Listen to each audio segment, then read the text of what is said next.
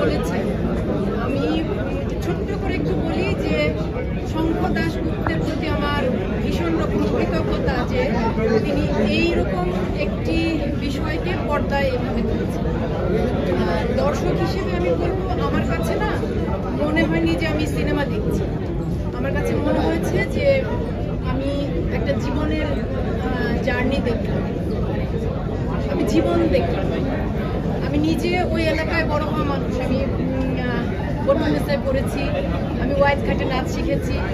ওই জায়গাগুলো আমার চেনা, পুরান ঢাকা, ওই জায়গাগুলো আমার চেনা।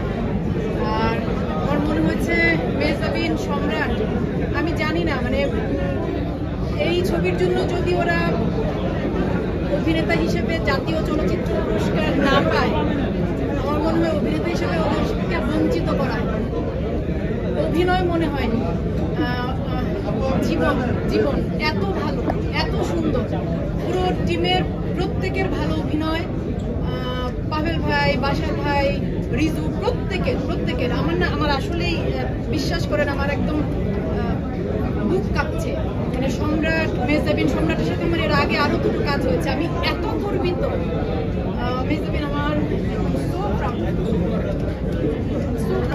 এত ভালো কাজ, এত ভালো কাজের মধ্যে দিয়ে তুমি বড় পর্দায় এসেছো এবং আমি ভীষণভাবে চাই, আমি মনে প্রাণে চাই যে এই ছবিটি সারা দেশের সব দর্শকদের কাছে পৌঁছাবে।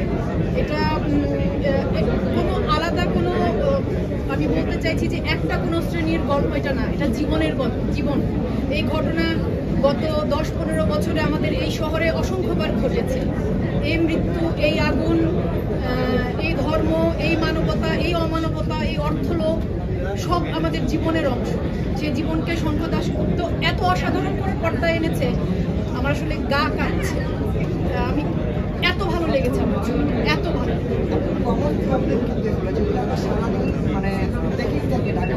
হ্যাঁ হ্ঁ, প্রতিদিনের গল্প। এই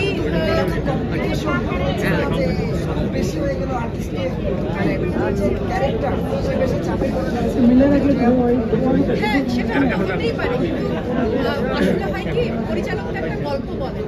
প্রতিটি পরিচালকের কিন্তু স্বাধীনতা আছে যে তিনি যেভাবে গল্পটি চাইছেন তিনি সেভাবে বলবেন। তো তারপর দর্শক হিসেবে আমরা হয়তো অনেকের কাছে মনে হবে বেশি চাপ হয়েছে। আমার কাছে যেমন মনে হয়েছে যে এর চাইতে সত্য জীবন। অ্যাম্বুলেন্স রাস্তায় আটকে থাকে ঘন্টার পর ঘন্টা, রোগীর মৃত্যু হয়, একদম আমাদের জীবনের অংশ। এই শহরের গল্প, এটা গল্প না, এই শহরের জীবন। এটা আমার ভীষণ ভালো লেগেছে, ভীষণ, এতটা ভালো যে আমি বলে ভাষায় প্রকাশ করতে পারবো। আমি ভীষণ রকম গর্বিত শঙ্খ দাশগুপ্ত এবং তার পুরো টিমকে নিয়ে।